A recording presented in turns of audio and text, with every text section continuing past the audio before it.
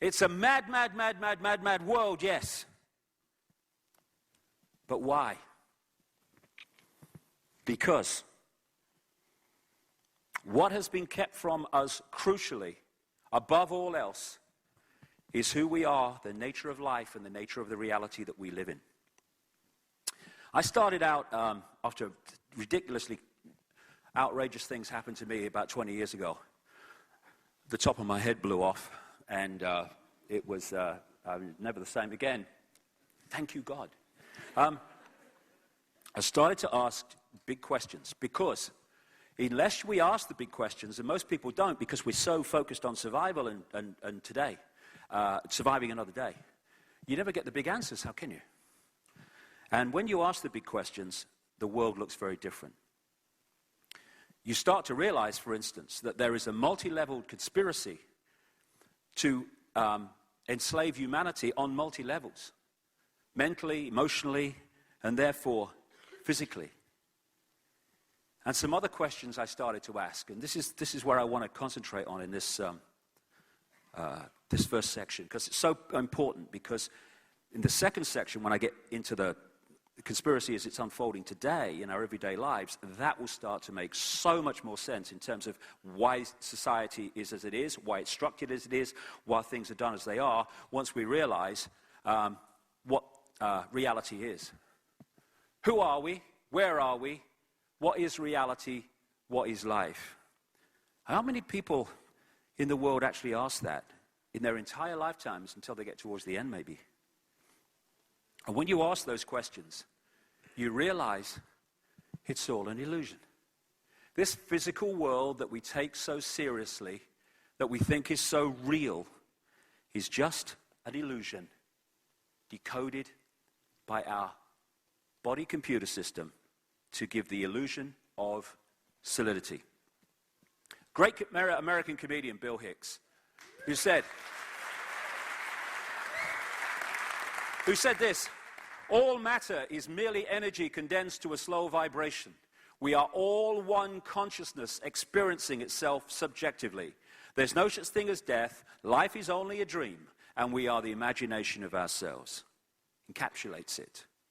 And really, the bottom line of the conspiracy is to manipulate our imagination of ourselves so that we imagine ourselves to be little me and powerless, and therefore controllable by the few. It's all an illusion. It sounds crazy to start with, but I for the one and only time in my life in 2003 in the Brazilian rainforest, I took this psychoactive rainforest plant called ayahuasca.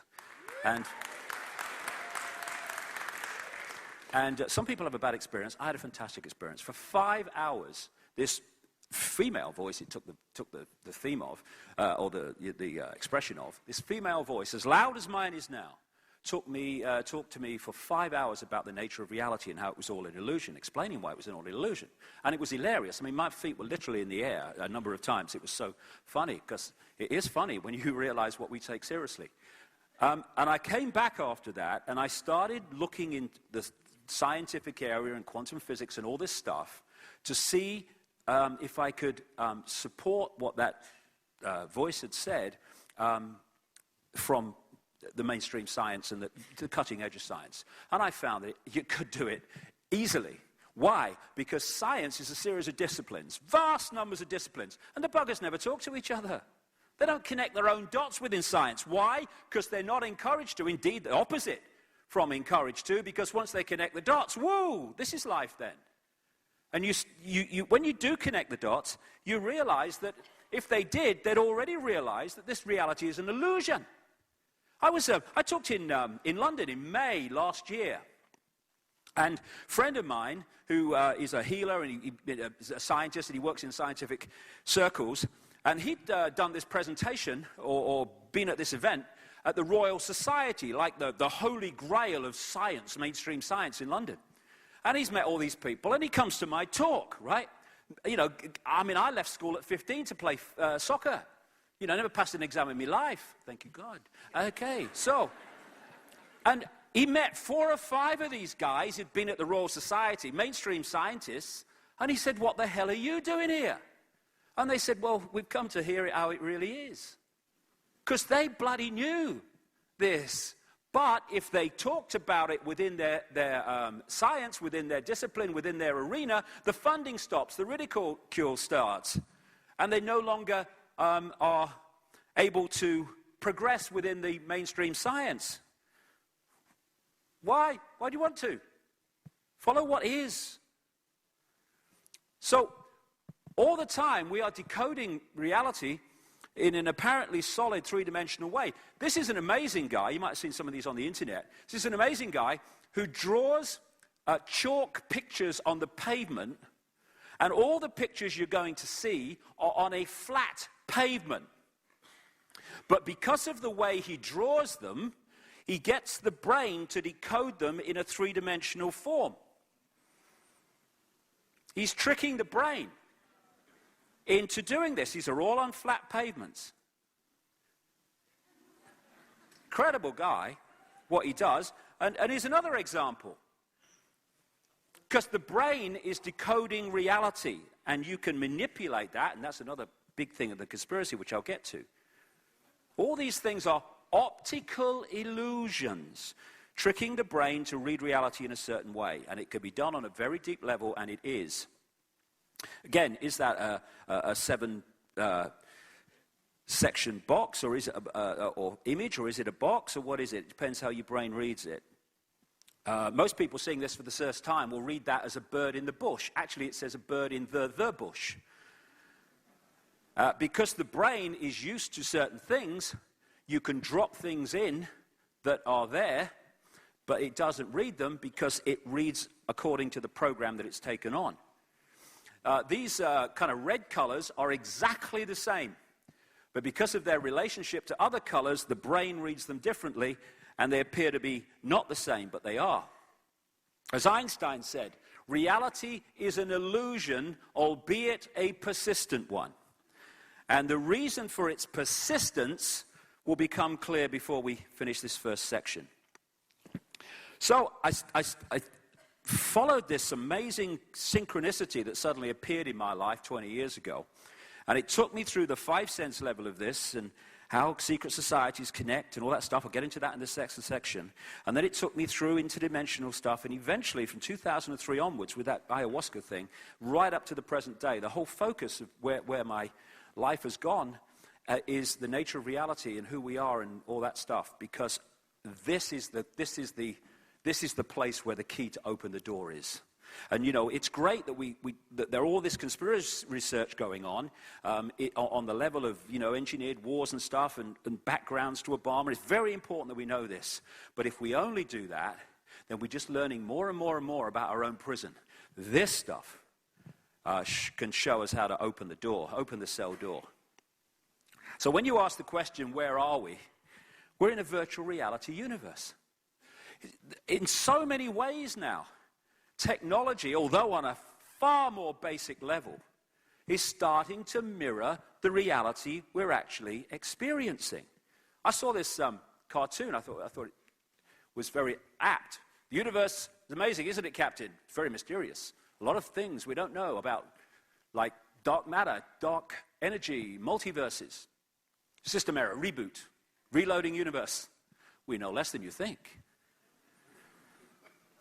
And although that's a kind of simple kind of analogy, that is basically what we're looking at, a virtual reality universe of incredible sophistication compared with the virtual reality that we have in this world now, but the theme is just the same.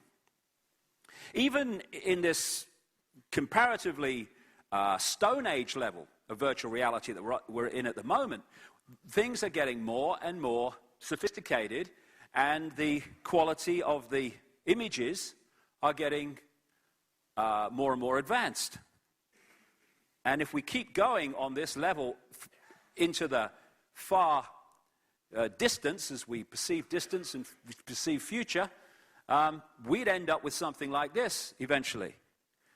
This guy here, part of him is the real him, part of him is the virtual reality him. And again, the theme is just the same.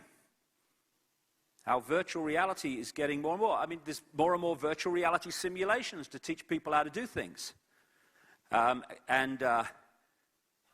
films like this stuff to help soldiers train and all that stuff, and flying simulations.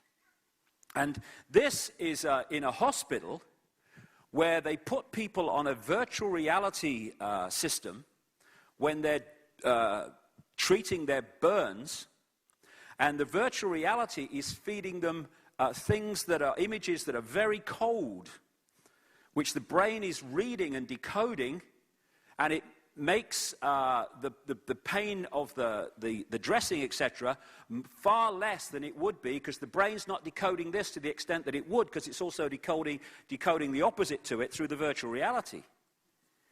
And what is virtual reality? These games. You have the goggles that use the eyes sense. You have the gloves that use the touch sense. The virtual reality games that we are using, and the more advanced ones, are simply mirroring reality. They're mirroring the five senses and using the five senses. Because what the five senses are doing is receiving vibrational information. It's what they do. I mean, the ear's the obvious one with sound, but they're all receiving vibrational information, turning it into electrical signals, another form of the same information, passing it to the brain, which then decodes that into the world we think is out there, but actually this only exists in here. We talk about space and distance, but when you look into the night sky and you see all those stars, all those lights from stars are where they used to be, anyway, and they seem so far away, and yet the only place they exist in that form is in our decoding system that turns them into an apparent physical world. So that's where the world exists. Imagine if you're the few and you know that, and you keep that understanding from the population, and you know that all you've got to do is manipulate the population's decoding system, and they will experience the reality you've manipulated them to decode. That's what's going on. That's why it's kept from us the true nature of the reality we're living in, because then we become controllable. This is absolutely right in the Matrix. This isn't real. What is real? How do you define real? If you're talking about what you can feel, what you can smell, taste, and see, then real is simply electrical signals interpreted by your brain. That's what it is. The world we think is out here only exists in here. And that is a fundamental revelation to understanding how the few control the many. On one level, this reality is digital. It's a digital reality on one level. It's vibrational on another one. There's many levels of it. And it's a decoded world in terms of its physicality. The body is a computer, a biological computer. By biological, I mean it has the ability to think for itself. It's not that it's just reacting to data in the way that it's programmed to react to data. It has the ability to think for itself, certainly up to a point. And the key level of the conspiracy is to get us to believe that we are the computer, and therefore forget that we are that which is working through the computer. Consciousness. False identity. So, who are we? Big question. We think we're humans. We think we are Joe Bloggs and Bill Jones. But that's an experience. What we call human is an experience. It's not who we are. We are consciousness, energy, consciousness, having the experience. This is the vehicle to experience this reality. If I want to experience Radio 1, I have to get a vehicle, a radio, that is tuned to Radio 1. Otherwise, I can't access and experience it. Same with this reality. Our consciousness is vibrating too fast. Eventually, if you go high enough within consciousness, not vibrating at all. But it's vibrating too fast to interact. I couldn't pick this up. My consciousness couldn't pick this up because the difference between this frequency and my consciousness is too great. So we take on a vehicle which is vibrating within the frequency range of this reality, and then I can interact with it. They've kidded us that the vehicle is who we are. And that's why we see ourselves in such limited terms. We are multi-level consciousness. Extraordinary, infinite genius. On the lower levels of this multi-level consciousness, it's actually photographable now, through things like Kirlian photography and such techniques. We are energy. And this is my mum. She died a few years ago. And I had this experience on the day of the funeral, which really gave me this profound insight into who we are. Funnily enough, I got to my age a few years ago. I'd never seen a dead body ever. Just never been my experience. But my brother said to me, "Would you like to see your mother in the open coffin in the funeral parlor?" And my immediate reaction was, "No, I don't need to see that. I remember her as she was. She's consciousness anyway." But then something said to me, "Go, go, go." And this intuitive level, which says things like that, I never deny, because it's taken me into so many amazing places I wouldn't have gone otherwise. And I went. And there was my mother in this open coffin. And it sounds saying the obvious, but that body was dead. I've never seen anything so dead in my life. It was completely lifeless. And next to it was this picture, massive blown up picture, which my brother was going to put in the funeral service. And I've stood there and I'm looking at this dead body. And I'm looking at this picture, and this picture's alive, because photographs can pick up the energy of us, as well as just the physical. And the sparkle, the energy that's coming off that picture was not coming off that body. The energy that's coming off that picture and not off that body, that is what had left. And that's why there's such a lifeless thing was left behind. The computer, that's all it was. That life force is who we are. And you see this and experience this through people who have what we call near-death experiences. When they leave the body dies, and then the body's revived, and they find themselves back in the body, and often they talk about going through the tunnel and all the rest of it. And this is what one near-death experiencer said about what he experienced in that out-of-body state. Everything from the beginning, my birth, my ancestors, my children, my wife, everything comes together simultaneously. I saw everything about me and about everyone who was around me. I saw everything they were thinking now, what they thought then, what was happening before, what was happening now. There is no time, there is no sequence of events, no such thing as limitation of distance, of period, of time, of place. I could be anywhere I wanted to be simultaneously. That is who we really are. That's who we really are, and that's what this conspiracy, in its bottom foundation level, is seeking to and must to prosper, keep from us.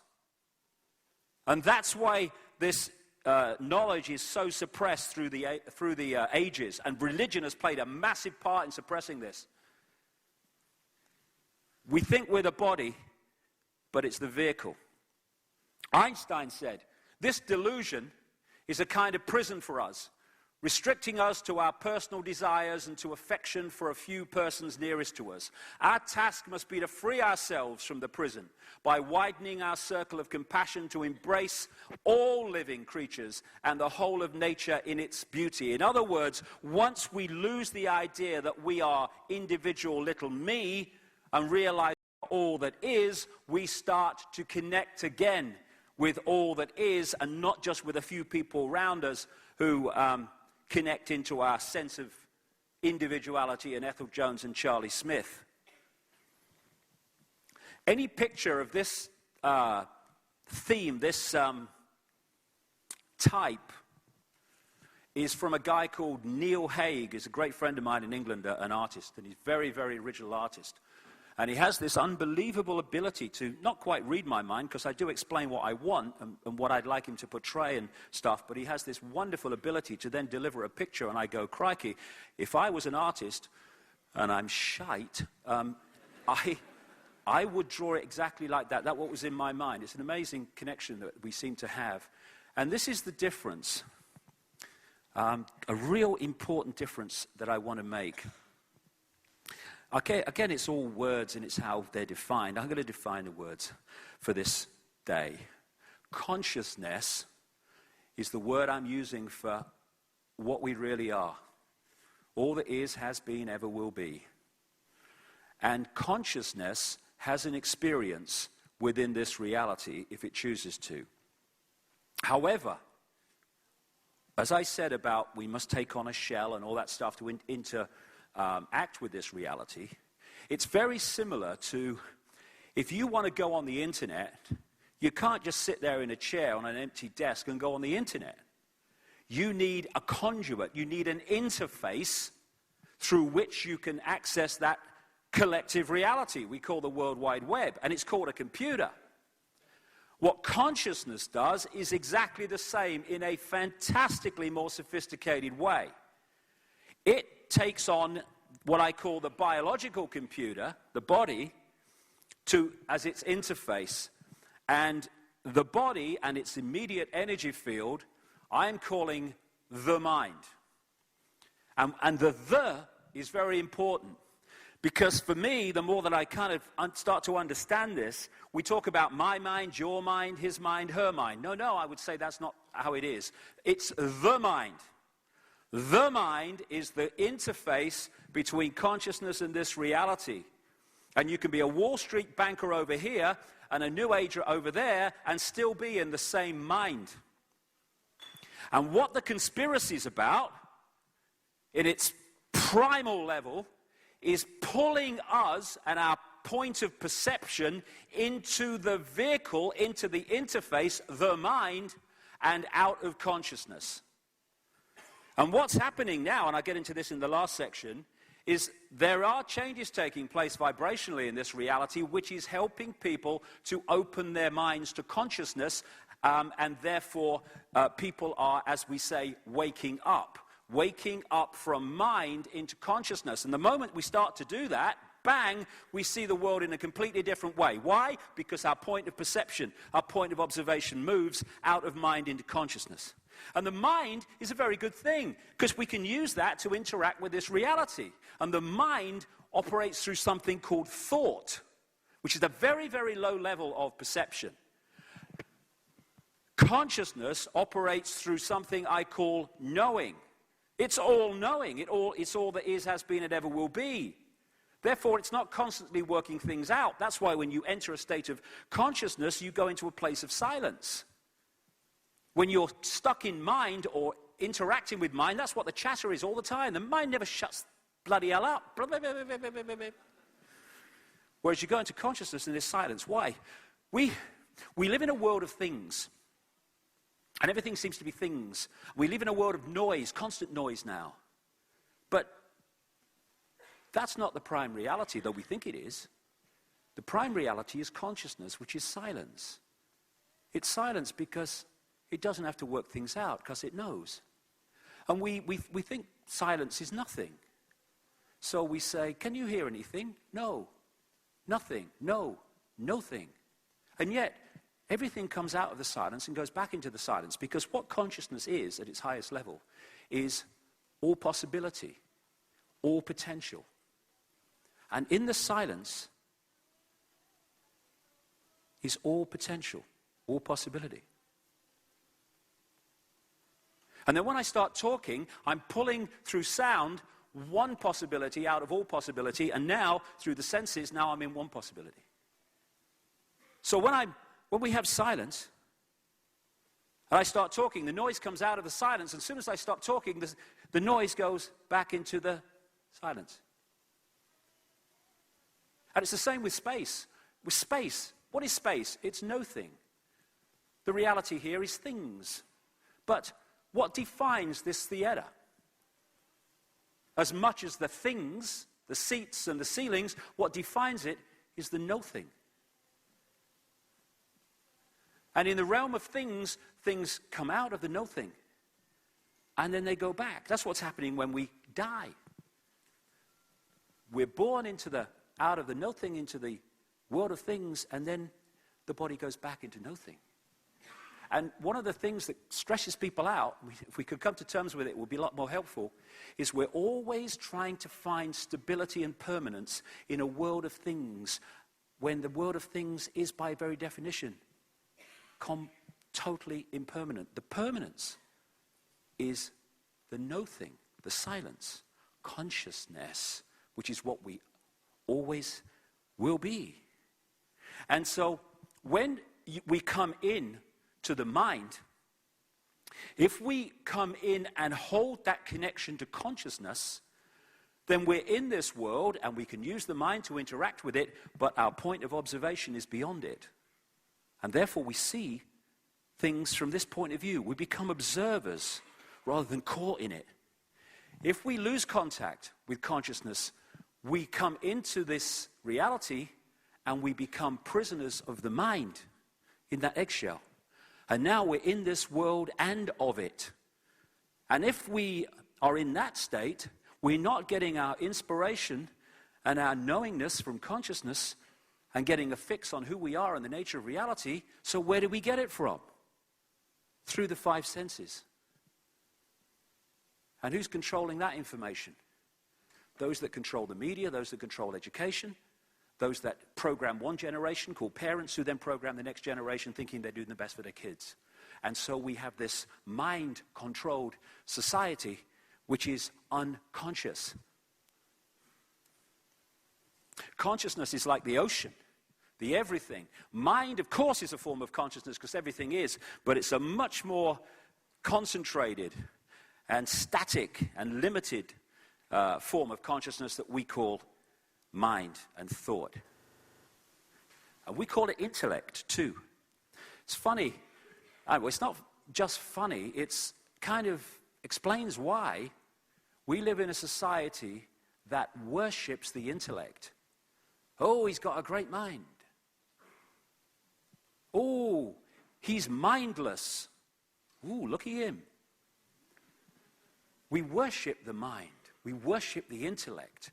We reward intellect, and we laugh and ridicule at those who come from a position of consciousness, because intellect literally cannot get its mind round the perceptions and perspectives of consciousness, because that's not where it's coming from.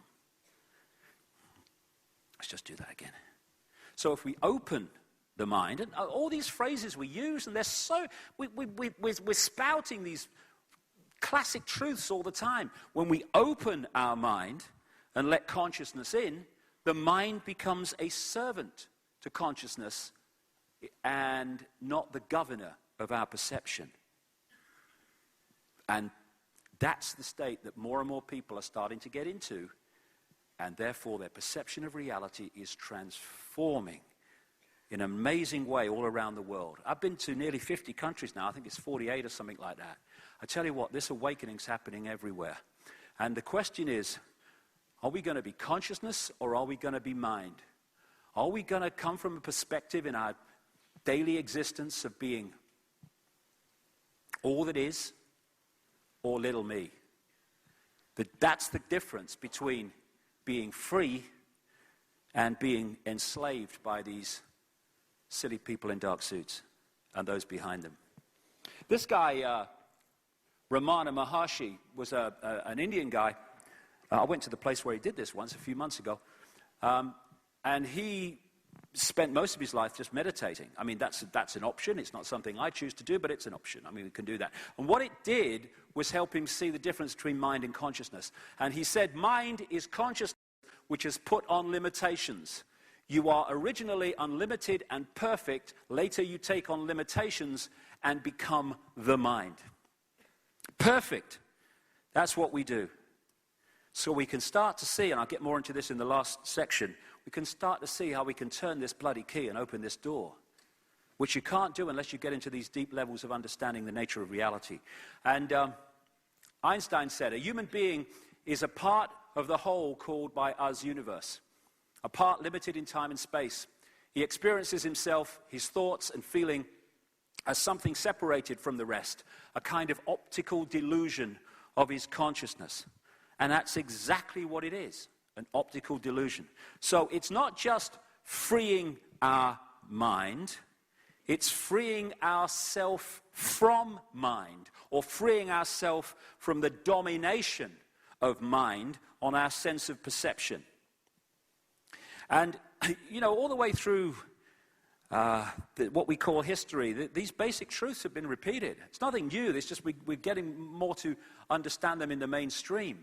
We have these vortex systems called chakras, wheels of light, the word means, which connect us into the energy level of us from the body computer. And the key connection is through what we call the heart chakra here. So, you know, people talk about love and they symbolize the physical heart. Actually, that comes from originally from this heart vortex, the understanding that this is the seat of connection to consciousness. There are other connections as well, like the right side of the brain, which I'll get to shortly. But the heart is a key connection. And it's the difference between the head and the heart is the difference between thought, particularly left brain thought, which is what most people are stuck in, and intuitive, the word again, knowing. How many times do we just know that we've got to go somewhere, that we know we ought to do this, that we know we really ought to do that? And this is going, you can't do that, you've got a mortgage, you've got a cat, what will your mother think, what will the people on the bar think? And it's talking this out, oh yeah, okay. And the thing that changed my life 20 years ago, dramatically, is when I made one decision. Every time my head and my intuitive knowing are at odds, I'm going with this, every time.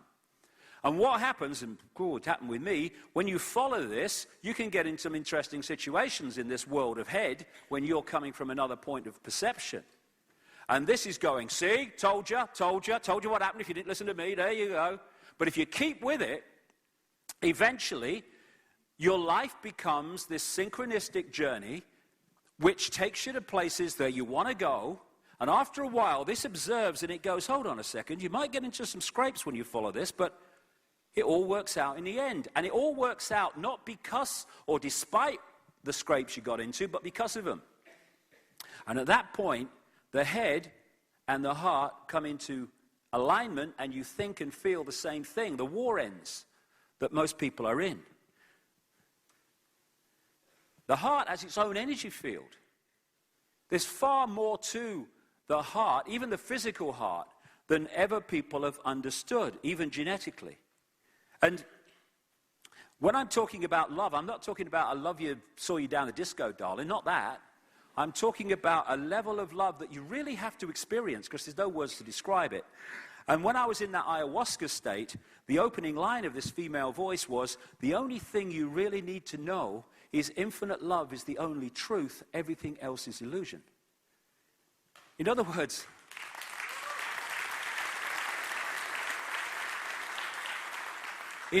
the existence of one infinite consciousness, that's the only truth. Everything else is illusion. It's the manifestation and manifestations of that consciousness in many and various ways. But the manifestations are the illusion.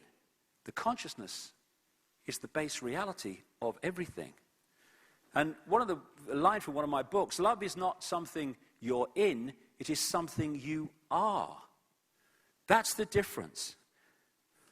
It's interesting. I've talked to people who work in mind control and stuff, or used to, and they tell me that if you stimulate a certain part of the brain, you can get anyone to fall in love with anyone, as long as they stimulate their part of the brain as well. You'll get this attraction. It's electrochemical attraction. We call it love. It's actually attraction. Love is something beyond what we perceive to be love in this world. And when we close the heart, and fear and stress and all that stuff close the heart chakra very, very powerfully, that's when we end up. And also fear of being different means fear of following the heart intuition because of what people will say about you because you're acting in ways that are different. And that's that puts us in these eggshells. And when we open the heart, we're dealing with a level of love, call it cosmic love, unconditional love. There are many descriptions for it, but it's love that you have to feel to understand what it is, and I'm sure many people in this room have, although it's fleeting within the world sometimes that we experience. And when we open up, then we connect with all that is, and then we start to access levels of intuitive awareness that start to make the complex world of things and apartness become, whoa, that's how it goes together then. And without that, we're just lost in confusion, lost in the world of mind, which sees everything in apartness. I was in the bath last year, because I have one occasionally, and I'm sitting there with me duck or whatever, and don't know what I was doing, and I got this real clear picture in my mind from nowhere. First of all, there was this billowing energy, which I took to be consciousness. Why, I don't know, but that's what came. And then an eye appeared in this energy. And then in front of the eye came a telescope.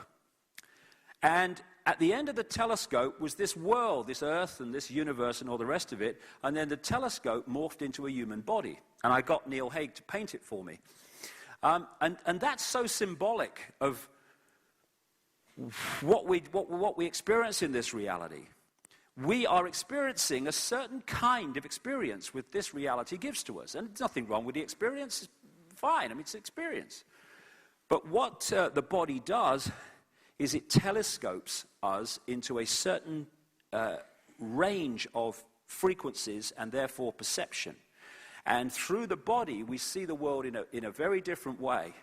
Now, we can use the telescope, the body, knowing that it's a telescope, in which case we've got consciousness and we've got the telescopic, if you like, apartness experience. But when consciousness is no longer connected, we're just left with a telescopic view of everything. And that's why we see things in such narrow terms all the time when we cease to be consciousness.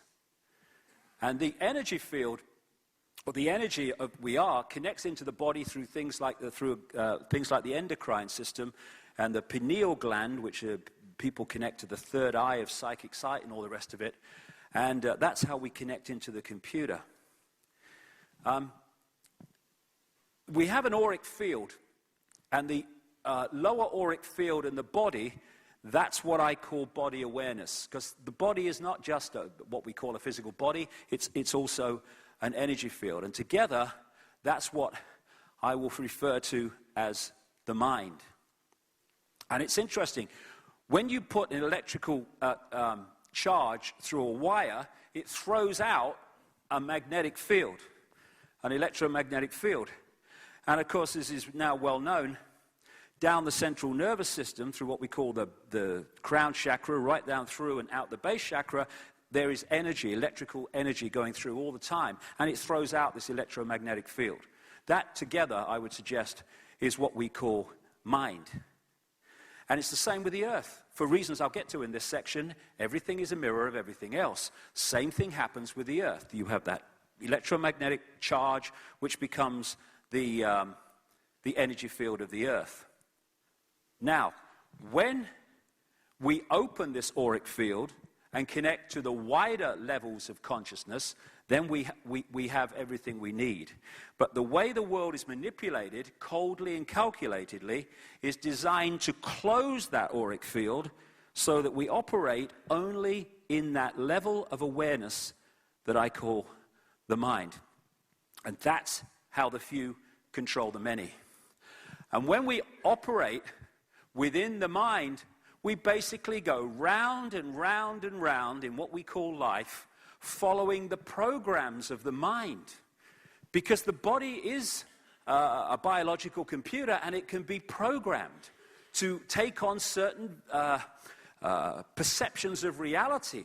And the ones that we're programmed to take on because of the manipulation are ones of limitation, of I can't, little me, I have no power. And that's how we get infinite consciousness into a state of believing that it is impotent.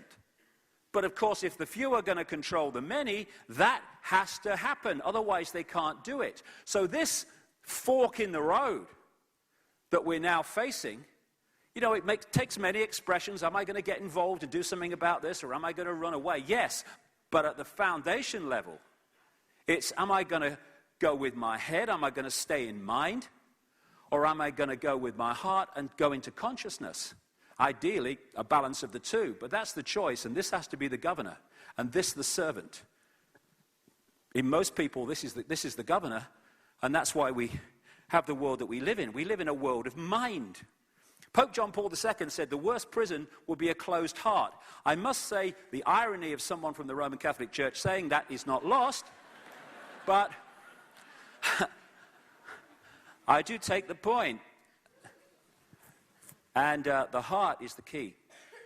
The key to opening that auric field so consciousness and mind start to work together. And my God, what a different world we'd live in if we went from that state that we're in now. And so what we're looking at among billions of people are people entrapped in mind.